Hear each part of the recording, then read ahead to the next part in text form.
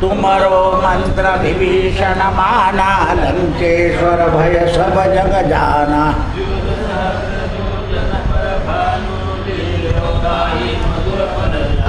प्रभु मुद्रिका मेल मुख माही, दुर्गम काज जगत के जेते। राम दुआरे तुम रखवारे, हो तनु आज्ञा बिनु पैसारे।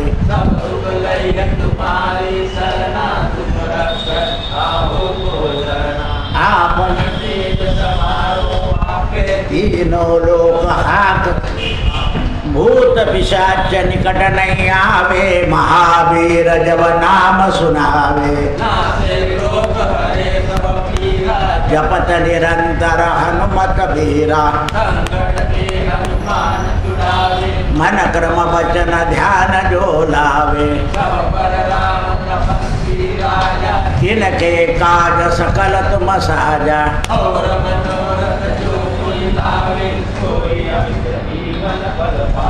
चारों युग प्रताप तुम्हारा है, पर सिद्धि जगत उजियारा। साधु संत के तुम रखवारे, अष्ट सिद्धि नव विधि के दाता। राम रसायन तुम्हारे पासा, तुम्हारे भजन राम को पावे। जन्म जन्म के दुख विसरावे,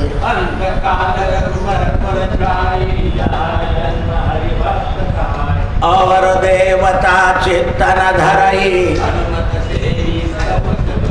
संकट कटे मिटे सब पीरा, जो सुमरे हनुमत बलबीरा। जय जय जय हनुमान गुसाई, जो सत बार पाठ कर कोई। छूट ही बंदी महासुख होई।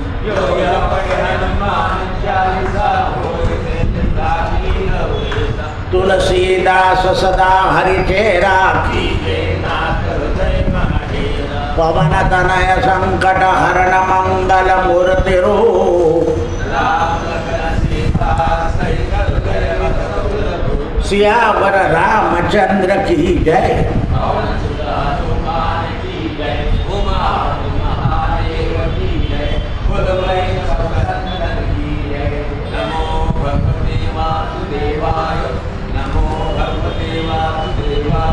नमो भगवते वासुदेवाय, नमो भगवते वासुदेवाय। नमो भगवते वासुदेवाय, नमो भगवते वासुदेवाय।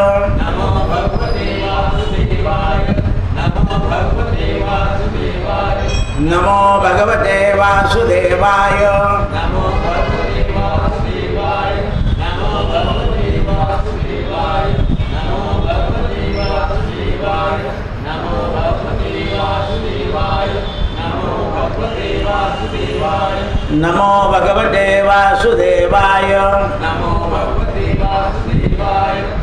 भगवते वासुदेवाय,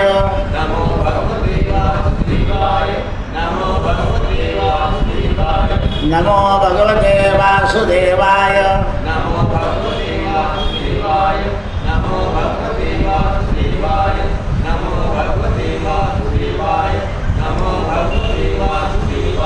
नमो भगवते वासुदेवाय, नमो भगवते वासुदेवाय।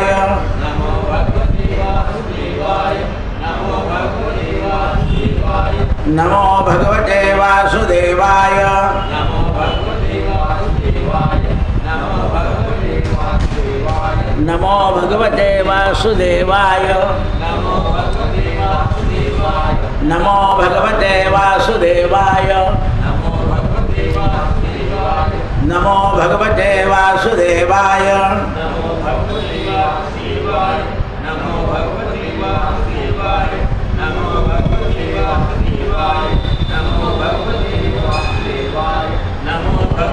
वासुदेवाय, नमो भगवते वासुदेवाय। नमो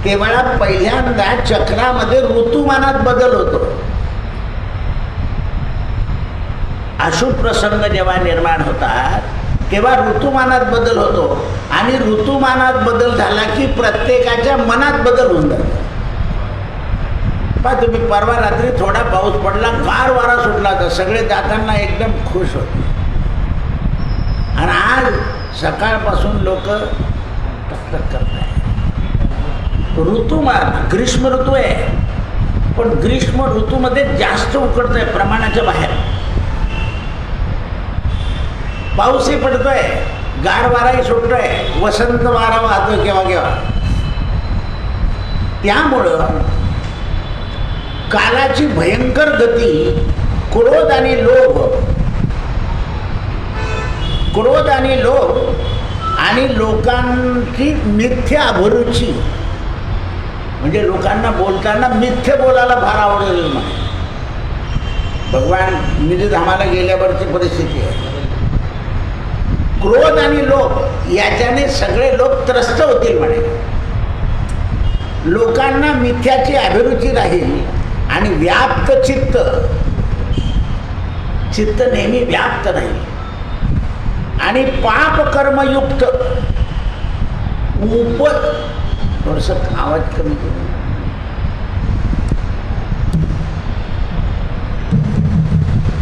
उपजीविकेकरता कपटयुक्त व्यवहार चालतील. सगळे जे व्यवहार आहे कशाकरता आहे? उपजीविकेकरता. पण उपजीविकेकरता असलेले व्यवहार सगळे कपटयुक्त, म्हणजे एकही गोष्ट खरी नाही. आपली ड्युटी आहे, जागेवर दुसरा माणूस आल्याशिवाय हलायचं नसतं. येऊन जाईल म्हणे, त्याची गाडीच येत नाही, हा चालला जातो. म्हणून ते म्हणतात वचनामध्ये सख्यत्व राहिलेलं नाही, की बा आपण त्याला वचन दिलं आहे त्याचं पाळलं पाहिजे असं राहिलं नाही. पिता माता मित्र आणि भ्राता स्त्री पुरुष परस्परांमध्ये कलह सुरू झालेला होता. असे विपरीत काल प्राप्त झाल्यावर अतिभयसूचक अरिष्ट मनुष्याने लोभाने अधर्माच्या ठिकाणी प्रवृत्त होऊन धर्मराजाला भीमसेन सांगू लागले की असं राज्यात वातावरण झालेलं आहे. धर्मराजा म्हणाला, भीमसेना, बंधुजनांना पाहण्यासाठी आणि पुण्यकीर्ती श्रीकृष्णाचा अभिमय जाणण्यासाठी मी अर्जुनाला द्वारकेला पाठवलंय आणि 6 महिने झाले.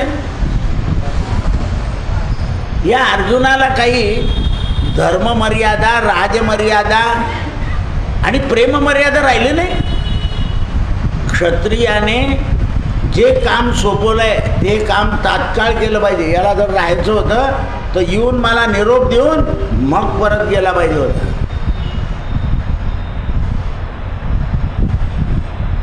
स्वच्छ बोलले का? हा अजून येत नाही. बरे, ज्या काली श्रीकृष्ण भगवान क्रीडा करतात, धारण करतात, ते मनुष्य शरीर टाकण्याची तर इच्छा झाली नाही. नारदाने पूर्वी सांगितलेला काल प्राप्त झाला काय? हे भीमा, उत्कृष्ट संपत्ती, सार्वभौम राज्य, उत्तम स्त्रिया, प्राण संरक्षण, श्रेष्ठ कुल, स्वाधीन प्रजा, शत्रूपासून विजय प्राप्ती, या सगळ्या कृष्णापासूनच आपल्याला प्राप्त झालेल्या आहे. म्हणजे देवाच्या कृपेनेच प्राप्त झाल्या. देवाच्या अनुग्रहाने आपण यज्ञ केले, स्वर्गाधिक सुख मिळाले. आणि आता हे जे सगळे तू अरिष्ट सांगितले, हे सगळे अरिष्ट योग्य नाही आहे. श्रीकृष्णाच्या वियोगामुळेच हे अरिष्ट येत आहे. नंतर नरश्रेष्ठ भीम म्हणाला, महाराज, रात्री आकाशातून उत्पात होत होता. काही ठिकाणी भूमी कंपायमान झाली आणि माझे डावा हात आणि डावा डोळा फडफड करतो असं भीमान सांगून टाकलं धर्मराजाला. आणखीन मनात कलह घुसला. म्हणून दोन्ही चिन्ह सगळं भयंकर, बुद्धीला मोह होतोय, लवकरच काहीतरी होणार आहे. हे भीमा, आता धर्मराजा म्हणतात, माझे नेत्र, माझ्या मांड्या, माझे बाहू, वाम भाग वारंवार स्फुरण पावतो आहे आणि माझ्या हृदयामध्ये कंप उत्पन्न होतो आहे. हे सगळे उत्पाताचे लक्षणं आहेत. धर्मराजा म्हणताय, यादवांमध्ये महारथी जो प्रद्युम्न आणि अनिरुद्ध हे सुखरूप असतील ना. आपल्याला सुद्धा एखाद्या वेळा असं अचानक बसले की नातून बरे असतील की नाही, काय कर, असं मनात येतं. धर्मराजाच्या मनामध्ये भगवंताचा प्रद्युम्न आणि नातू अनिरुद्ध आला आहे. काही गडबड तर नाही तिकडे. सुषेण, चारुदेन, तसाच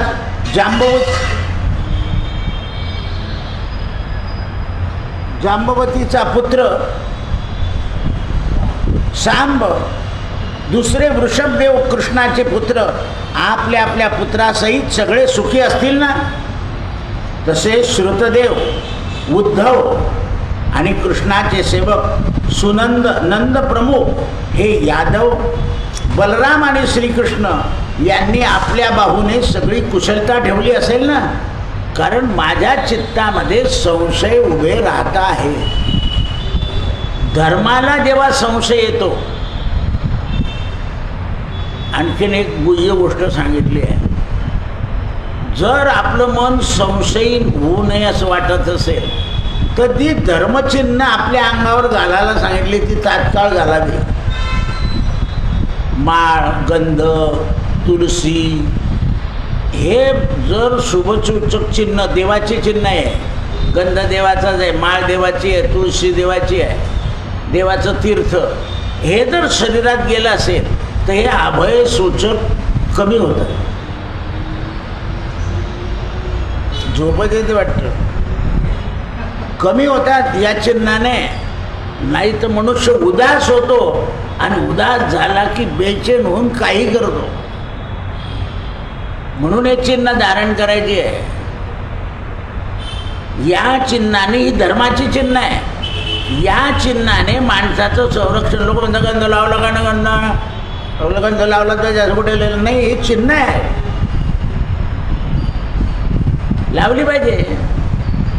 कारण याच्याने अशुभ जे आहे ते कमी होते. त्यावेळेस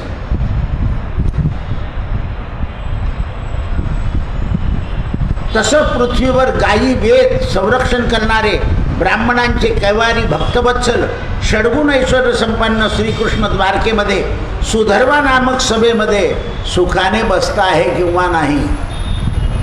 कारण अनंत सखा आदिपुरुष श्रीकृष्ण हा सगळ्यांचं मंगल योग क्षेम चालवतो. धर्मराजा सांगताय, द्वारका नगरीमध्ये सगळ्या लोकांचा सन्मान होतो आहे किंवा नाही. वैकुंठामध्ये विष्णूचे पादार्श क्रीडा करतात, त्याप्रमाणे भगवंताचे भक्त उद्धव हे भगवंताच्या चरणसेवेमध्ये सत्यभामाधिक 16,108 स्त्रिया या सुद्धा श्रीकृष्णाच्याच बळानं स्वर्गातलं सत्यभामेकरता पारिजातकाचा वृक्ष याच भगवंताने आणला होता. त्याचा उपयोग सत्यभामा घेते आहे किंवा नाही. कारण आपल्याकडे वस्तू आहेत पण त्याचा उपयोगच नाही.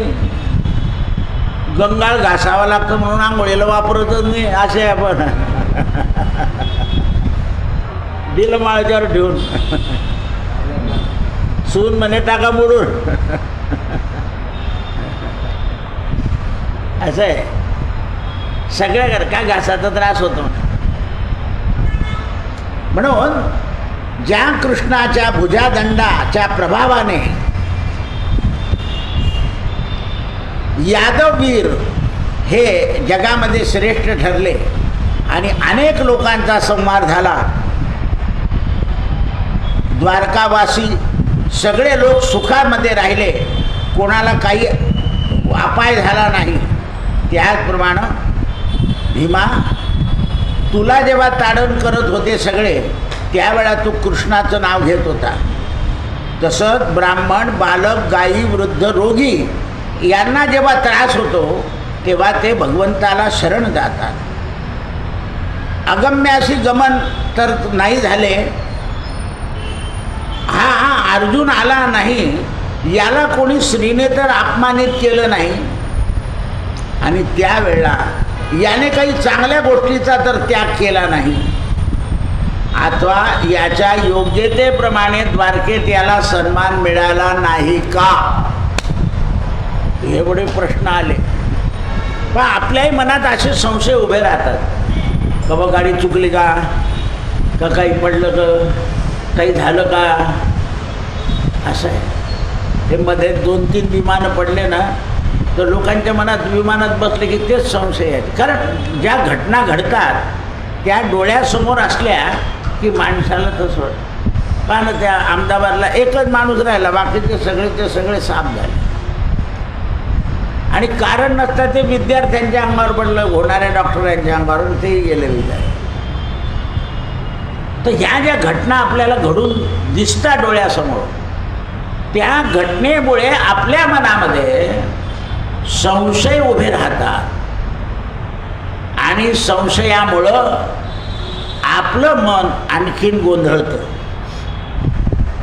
हे भीमा, आपल्याला भोजन घालण्यासाठी वृद्ध आणि बालकांना सोडून तरुण लोक एकटे भोजन करत आहे असं माझ्या कानावर आलं आहे. कारण बालकांच्या आधी आई घेऊन घेते म्हणे, तेव्हापासून सुरू झालं आहे नाश्ता. नाही तर आईला पोरं नसले समोर तर ते जात नाही. आता तर किट पार्टी अशी आहे की पोरं आणू नका, बायांना सूचना असते मुलांना आणायचं नाही, कारण आपण कितीक दिवस बिना मजेचं राहायचं. हे असं सुरू झालं आहे. पहा तुम्ही किती वर्षापूर्वी लिहून ठेवलं आहे, आणि कसं आज वातावरणामध्ये घडतं आहे.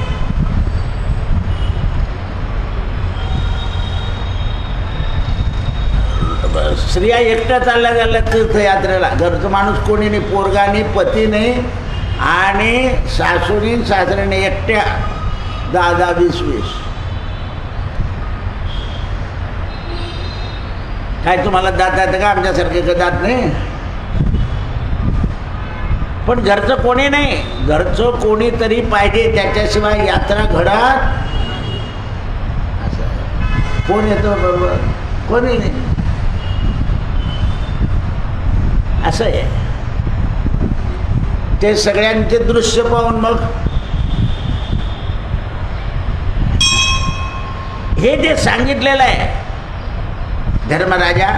धर्मराजा म्हणतात, भीमा, द्वारकेमध्ये काही दिवस राहून द्वारकावासी बंधूपासून याला सन्मान मिळाला का अपमान झाला, त्यामुळे हा आला नाही. अशा प्रकारे आपल्या बंधूविषयी मनामध्ये संशय घेत असताना अध्याय परिपूर्ण झाला. सर्व ठिकाणी कलीचा प्रवेश झाला आहे असं भीम आणि धर्म यांच्या संवादातून बाहेर पडलं. धर्मराजा असं बोलतो तोपर्यंत अर्जुन आला.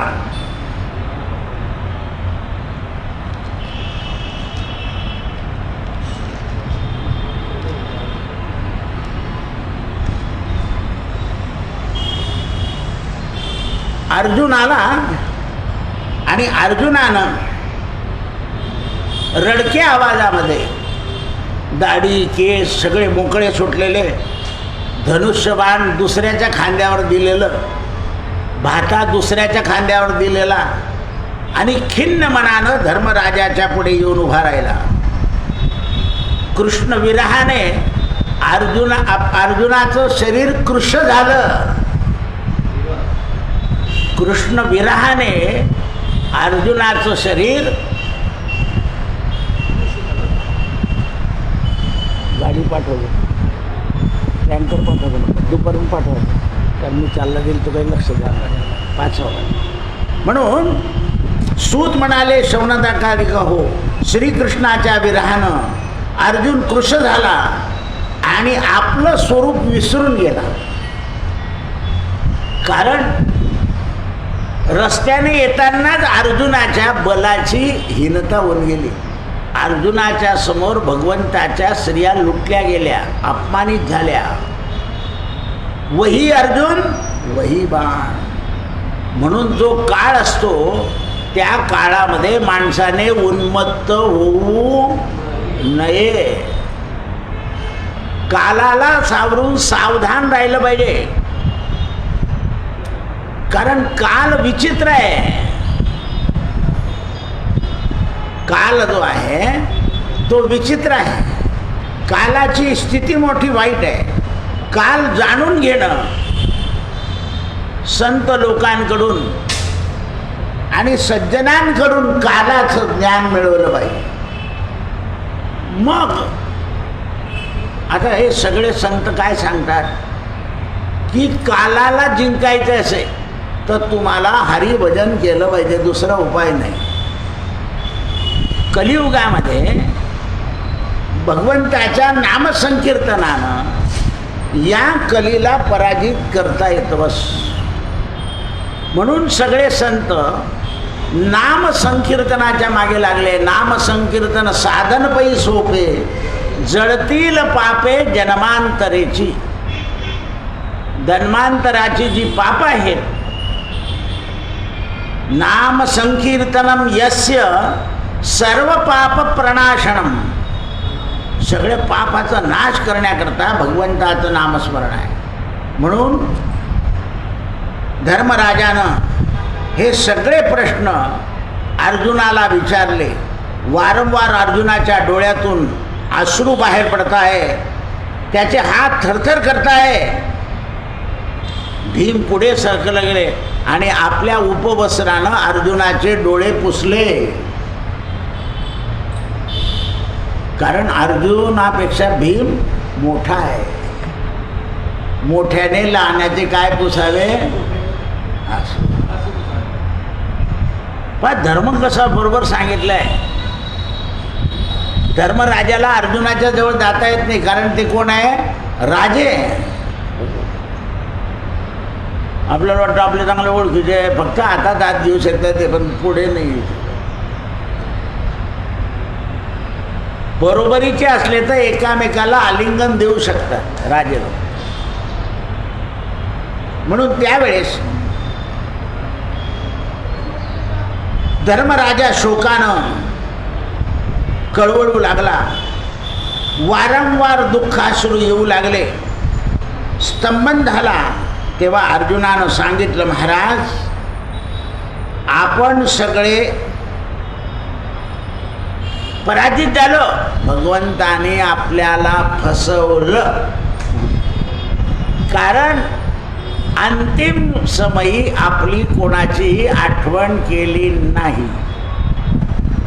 कोणाची केली होती आठवण? विदुराची. आणि उद्धवाला सांगितलं होतं, जर माझा विदुर भेटला तर त्याला मैत्री ऋषीकडे श्रवणाला पाठव, कारण त्याला माझं चरित्र ऐकायचं आहे. आणि बाकीच्या सगळ्या वक्त्यांपेक्षा मैत्री ऋषी, कारण मैत्री ऋषी भगवंताचे मित्र होते. जसे व्यासांचे मित्र होते ना, तसे भगवंत आहे. ऋषी हे संत देवाचे कोण आहे? मित्र, सखे. म्हणून संत काय करतात, या ग्रंथाचं पारायण त्या ग्रंथाचं पारायण लोकांकडून करून घेतात. पण आपण पारायणात सुद्धा खोटं बोलतो, ऐकतच नाही. जेवढे पानं आहे तेवढे लोक बसवायचे म्हणे. अरे ऐकणार, काही मर्यादा तर ठेवा. कारण तेवढे लोक बसले की मग तेवढ्या लोकांचे जेवण खावण पैसे गोळा होते, चालले.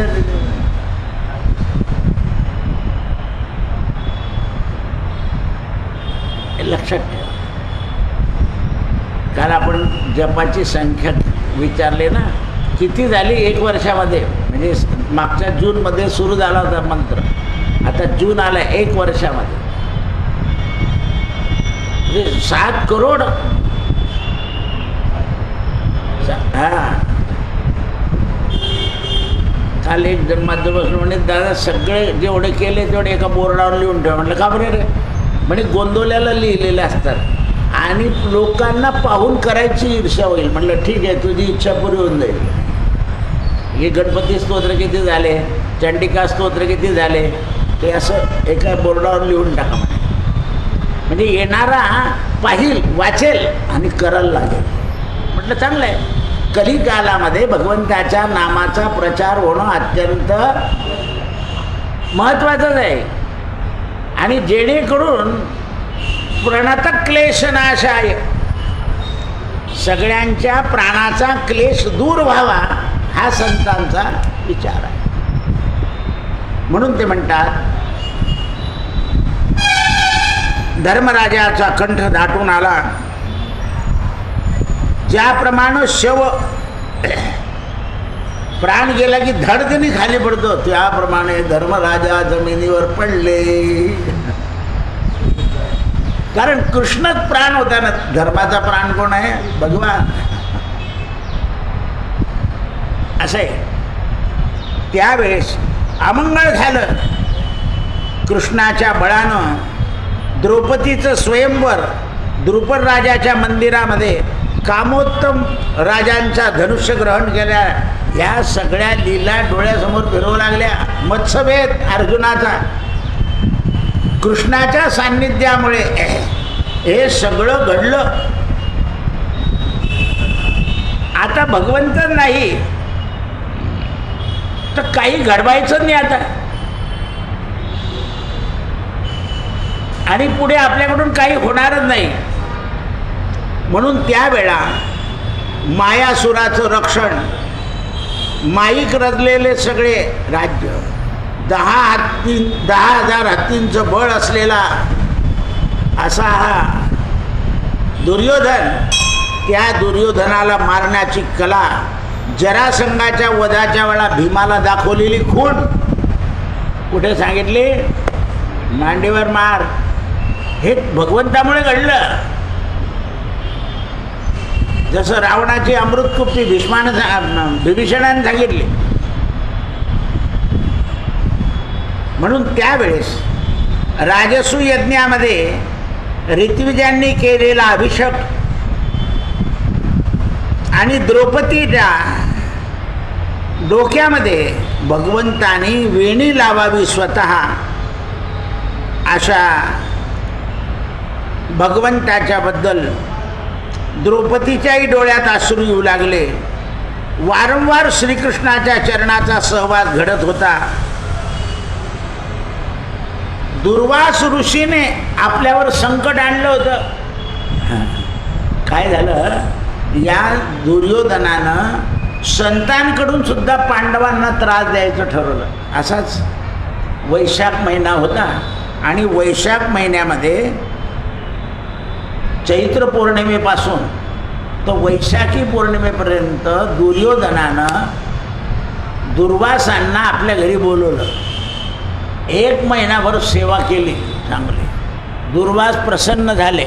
म्हणे दुर्योधना काय रे? कारण म्हणे धर्मराजा सगळ्या साधूंची सेवा करतो म्हणून त्यांची सत्ता राहते. म्हणे आपण पण साधूची करा. जाता जाता दुर्वास प्रसन्न झाल्यावर दुर्योधन म्हणे ही आंब्याची कोय आहे, वनामध्ये पांडव आहे, त्यांना म्हणा याचं झाड करा आणि आंब्याचा रस ताबडतोब द्या असा मागा. म्हणे नाही मागितला ना तर श्राप देऊन टाका म्हणजे हे जळून जाते. असं कारस्थान दुर्योधनाने केलं होतं. दुर्वास ऋषी हसले. वा दुर्योधना, मी तर तुला कबूलच केलंय की तू म्हणशील ते करेल. गेले धर्मराजाला सांगितलं, धर्मराजा 60,000 ऋषी माझ्याजवळ आहे, एकटीने गेले. कारण त्यांना माहिती होतं धर्माचा प्रभाव. हे आंब्याचं झाड लावून लगेच रस दे. द्रौपदीला दिलं. लागल्यावर उलटे आंबे खाली टोक आणि रस गळतोय. दुर्वास ऋषी आले. 60,000 ऋषी जेवले आंब्याचा रसाचा रस. तरी दुर्वासांना संशय आला की अजून आंब्याचा रस शिल्लक आहे. तर रसा हा माझी दुर्वास बुडाला. सगळी दाढी केस सगळे वरती आले दुर्वास ऋषी. धर्मराजा जा, धर्माचं अंकट राज्य तू करशील. आशीर्वाद दिला आणि ती बातमी दुर्योधनाला कळाली की आपण त्यांना श्राप द्यायला पाठवलं होतं, तर त्यांना यांनी अंकट धर्मराज्य प्राप्त होईल असा आशीर्वाद दिला. सुंदर कथा आहे. 3 तास लागतात कीर्तनात लावल्यावर. रसा माझी दुर्वास बुडाला, सगळे पांढरे केस पिवळे झाले. आम्ररस स्नान. म्हणून त्यावेळेस द्रौपदीला सांभाळलं. दुर्वासाकडून दुर्योधनाने केलेलं महान संकट तेही भगवंताने लागलं. असं कुठे आंब्याचा रस आपोआप पडतो का? पण कोणामुळे पडला तो? भगवंतामुळे. आणि एवढंच नाही तर दुर्वास ऋषीची फजिता गेली. कारण दुर्वासांना सुद्धा धर्माचं महत्त्व वाढवण्याकरता हे करण्यात काही कमीपणा आलेला नाही. कारण त्यांना माहिती होतं की धर्माचं महत्त्व अधर्मीय लोकांना कळायला पाहिजे. धर्म काय आहे. त्यावेळेस बरं म्हणे एकदा दुर्वास ऋषी आपल्याकडे आले. आल्यानंतर म्हणजे दुसरी कथा आहे, भोजनाला तर 60,000 ऋषी घेऊन आले म्हणे वनामध्ये. आपल्याकडे काही नव्हतं. तर द्रौपदीचं भूक लागली मागितली म्हणे देवाने. तर द्रौपदीने तुळशीचं पान दिलं तर सगळे तृप्त झाले. अशा ह्या आचाट लीला भगवंताच्याच कृपेनं आपल्याकडून पाहल्या गेल्या. आता श्रीकृष्णाच्या तेजेनं सगळं द्वंद्वयुद्ध संपलं. इंद्रसुद्धा अर्जुनाला साह्य झाला. अजामिळ वंशातला धर्मराजा स्वर्गलोकाला तुच्छ मानून कृष्णाचा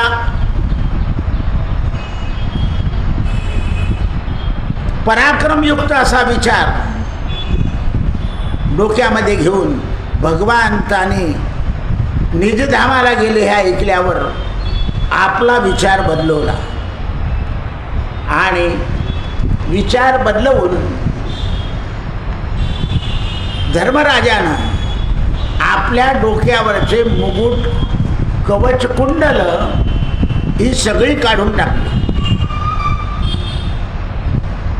धर्मा श्रीकृष्ण हा आपला सारथी म्हणून राहिला आहे. म्हणून भीष्म, द्रोण, कर्ण, शल्य या सेनेमध्ये एवढे मोठमोठे अधिपती यांनाही भगवंताने हरण केलं. भगवंताच्या हातामध्ये जगाच्या रक्षणाकरता चक्र आहे. त्या चक्रामुळं आपलं रक्षण झालं. अशा प्रकारे अर्जुन म्हणाला, महाराज एवढ्या मोठ्या भगवंताने पराक्रम केलेल्या ईश्वराला मी माझ्या रथावर सारथी म्हणून वावरलो. माझ्या हातून किती पाप झालं. मी हे पाप केलं म्हणून कृष्णाने मला अंतकाळी बोलवलं नाही. असं आहे. आता एकेकाला रडू येत आहे. कृष्णाची गंभीर आणि शुद्ध हसणारी थट्टेची भाषणं जेव्हा बोलायचे देव धर्माशी अर्जुनाशी थट्टेनं, हे अर्जुना, हे सख्या, कुरु कुलाला आनंद देणारा असे मोठमोठे संबोधन वापरून माझ्या मनाला आवरून घेत. आठवत आहे. ही भाषणं माझ्या मनामध्ये खिन्नपणा येऊ देत नव्हते. केव्हा बसताना केव्हा उठताना माझ्याशी शालकाचं आणि मेवण्याचं नातं लावून टाकायचे. केव्हा केव्हा युद्धाच्या ठिकाणी गुरुचं नातं लावून टाकायचे.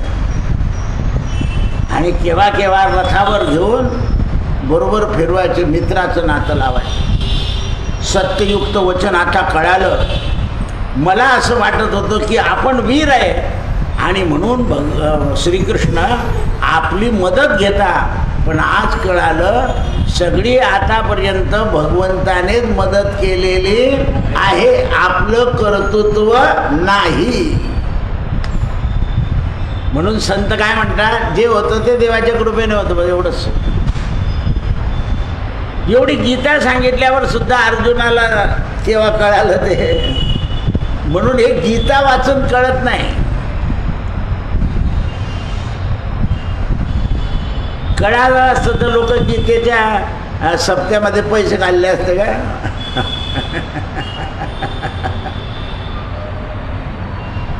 असं आहे ते. म्हणून भगवत गीता किंचित धीता गंगा जल लवण कणिका पिता.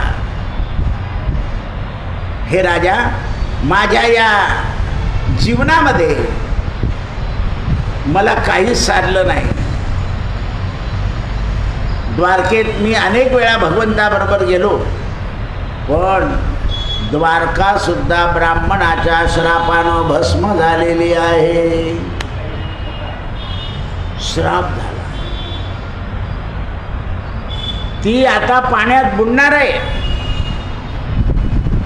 एकही वंशज राहणार नाही. जो राहिलेला वंश आहे तो वृंदावनात मी आणून ठेवला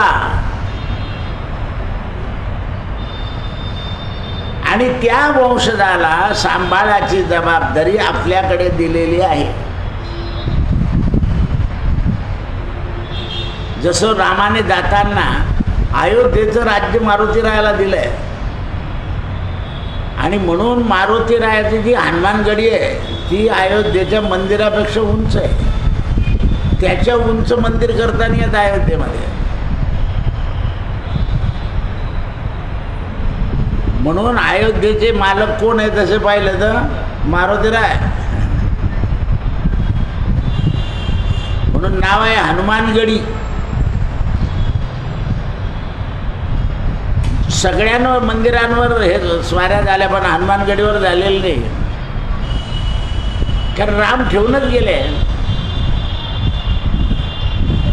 म्हणून ते म्हणतात, स्वजनांच्या क्षेमाविषयी मला प्रश्न केला. द्वारकेतील स्वकीयजन ब्राह्मणाच्या श्रापानं अतिमूढ झालेले आहे आणि वारुणीच्या संबंधानं ते क्षुब्ध झालेले आहे. म्हणून परस्परांना ओळखत नाही. ते भावांमध्ये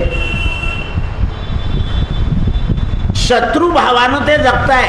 भगवंताची मुलं परस्परांमध्ये शत्रुभावानं जगतात. दोन्ही भाऊ शेजारी राहतात, भांडणं करतात, म्हणजे कोणता पक्ष झाला? शत्रू पक्ष. मोठ्याने उदारता दाखवली मोठ्या भावाने, की लहान्याने नम्रता दाखवली पाहिजे ना. मोठ्या भावाने जर उदारता दाखवली तर लहान भावाने काय दाखवली पाहिजे? नम्रता. जेव्हा मोठ्यामध्ये उदारता येते, लहान्यामध्ये नम्रता येते, तेव्हा स्वर्ग होतो. तेव्हा स्वर्ग होतो. स्वर्ग आपल्याला निर्माण करावं लागतं. जसं नदीच्या काठी पहाडातला फुलं बिलं लागले, पर्वत वगैरे झाला की लोक म्हणतात कसं स्वर्गासारखं वाटतं आहे. निर्माण करावं लागतं. जलानं, वनस्पतीनं, याच्याने ते निर्माण होतं. म्हणून भगवंताच्या मुलांनी लवाळीच्या मुष्टीनं एकमेकावर प्रहार केला आहे दर्भानं आणि एकमेकाचा संहार करत आहे.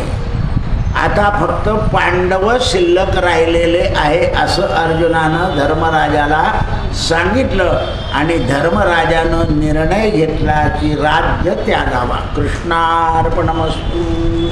हरये नमः, हरये नमः, हरये नमः. श्रीकृष्ण गोविंद हरे मुरारे.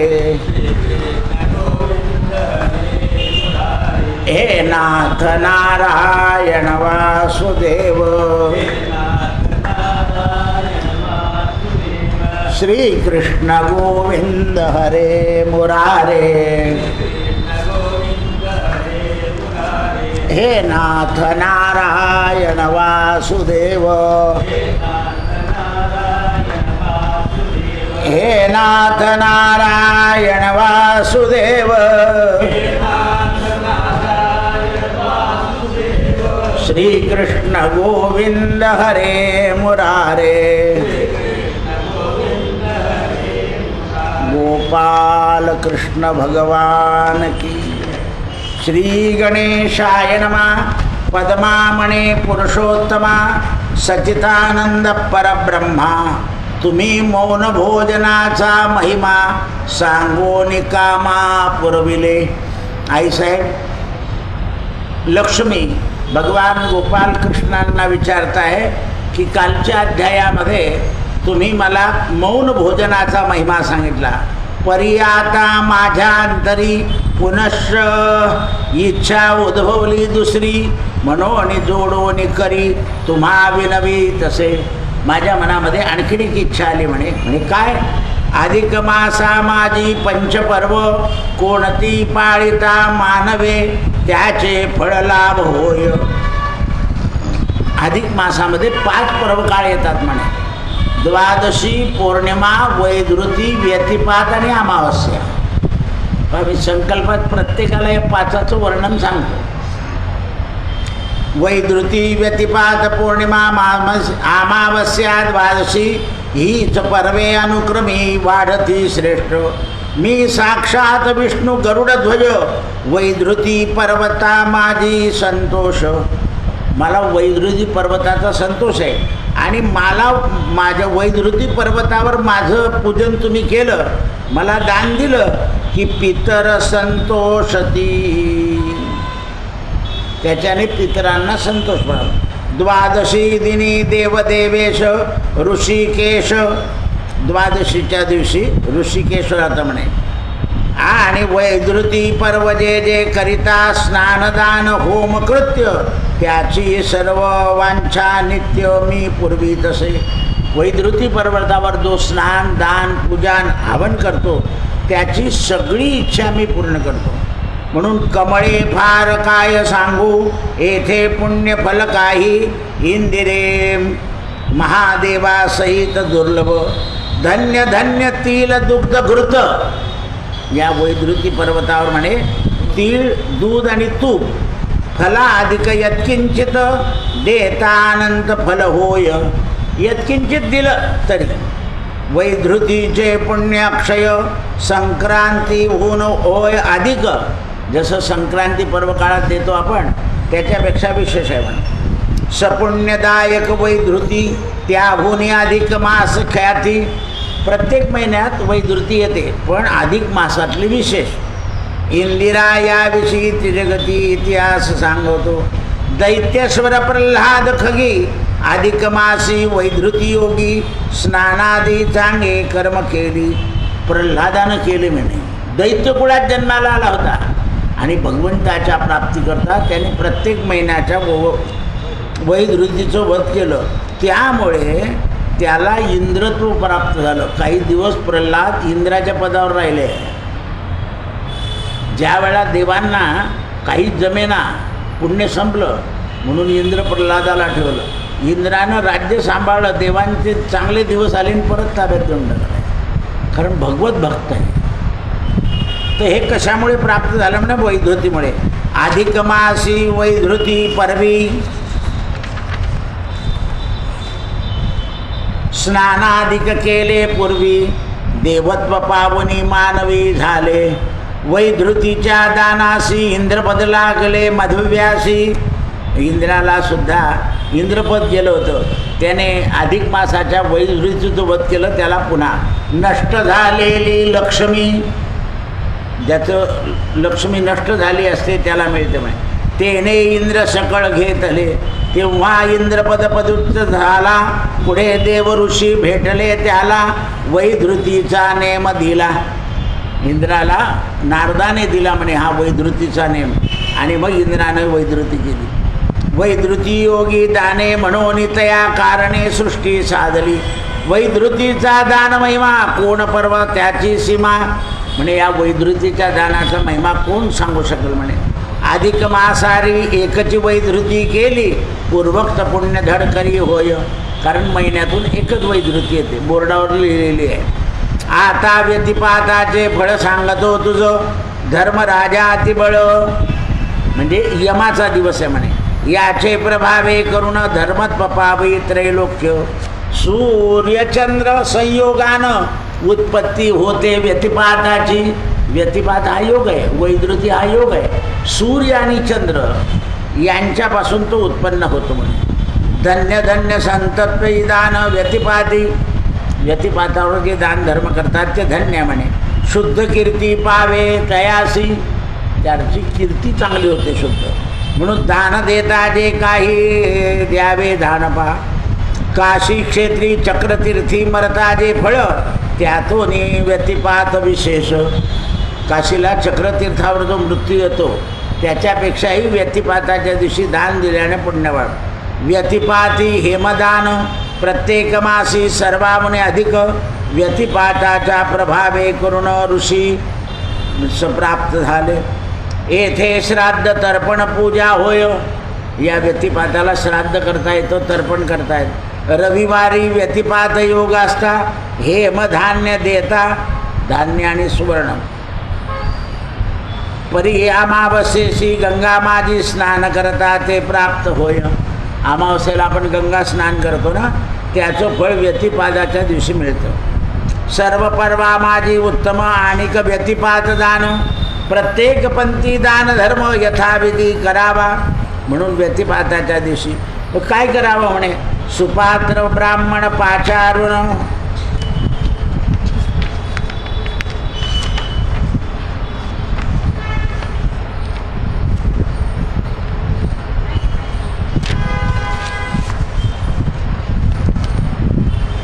रसाळ किंवा अखंड फणस फळं द्यावी. पवित्र फळे निर्माण त्या त्या यथाविधी पूजावी. सत्पात्रयुक्तासी भक्तिभावे अर्पण.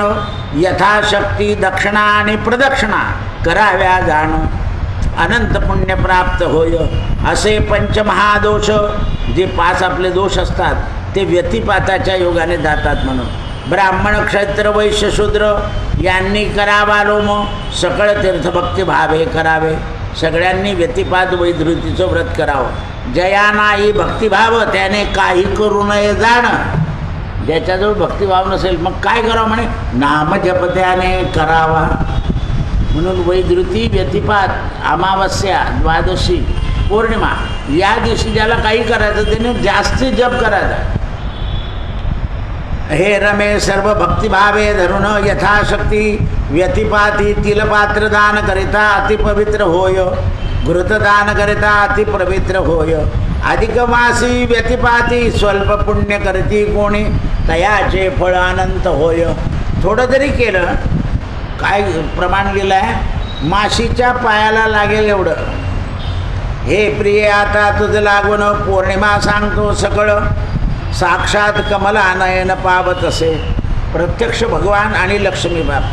अति आदरे करून स्नान नेम. सुवर्ण वस्तू द्याव्या उत्तम दान. येथे दान करिता दान पौर्णिमा कार्य सिद्ध होय. तैसे पितृकार्य देवकार्यासी पौर्णिमा. पितृकार्यासी अमावस्या. जो कोणी पौर्णिमेच्या दिवशी स्नानदान भावेशी प्राप्त होय मृत्यूवर विजय मिळतो. पौर्णिमेच्या दिवशी स्नान दान आणि दिवे लावले तर मरणावर विजय मिळतो. म्हणून पौर्णिमा आणि अमावस्या दर महिन्याला दिव्याची पूजा झालीच पाहिजे. दिवे लावले गेलेच पाहिजे. स्नान मात्रे पावून देव ऋणापासून मुक्त होतो. आणि पौर्णिमेला दिवे लावले की मनुष्य देव ऋणातून मुक्त. कारण आपल्याकडे देवऋण, पितृऋण, मनुष्य ऋण हे 3 ऋण आहे. ऐसी पौर्णिमा महिमा इंदिरे कथिले दूध दानपा. जो आता अमावस्ये गुण सांगतो ऐक साधार. अमावस्या सांगतो मला. सर्व पर्वा माझी उत्कृष्ट अमावस्या वरिष्ठ. पितृगुण आनंदती. या दिवशी पितृगुण. प्रति अमावस्येची जो अन्नदान करतो पितरासी त्याला दुःख न मिळे कधीशी. तयाचे पितर तृप्त होती. पुत्र पौत्र पशु संपत्ती. प्रतिमासी श्राद्ध करावे. पंचांगात लिहिलं असतं म्हणे दर्श श्राद्ध त्या दिवशी करावं. ऐसे असता जर आपण ते नाही केलं तर आपल्या पितरांना वायू भग खावा लागतो. म्हणून प्रिय नरनारायणे प्रत्येक मासी दर्श स्नान करावे. म्हणून अमावस्याच्या दिवशी स्नान करावं आणि पितरांचं तर्पण करावं. प्रिय आदी हिरा निर्मळ कोंदीत घातला जाणं अधिक मासी और पूर्व. जसा आपण हिरा घेतला आणि तांब्यात घातला तर लोकांना खरा पटत नाही, पण खोटा घेतला आणि सोन्यात घातला की लोक म्हणतात खरा आहे. तसं आहे. हे पुण्यकर्म जाणव पूर्वीचे पुण्याकर्मण गोठण गण म्हणून सकळ मानुषी अधिक मासी पंचपर्वाचं स्नान दान करावे. म्हणून भावे आचरावे आणि हे सगळं करताना भावना ठेवावी. अधिक महात्म्य सार बृहन्नारदी पद्माधार सज्जन श्रोते ऐकती चतुर अष्टदशोऽध्याय. श्रीराम हरी विठ्ठल. सत्यगुरु राये कृपा मज केली सापडले वाटे जाता गंगा स्नाना. भोजना मागती तुप पाव शेर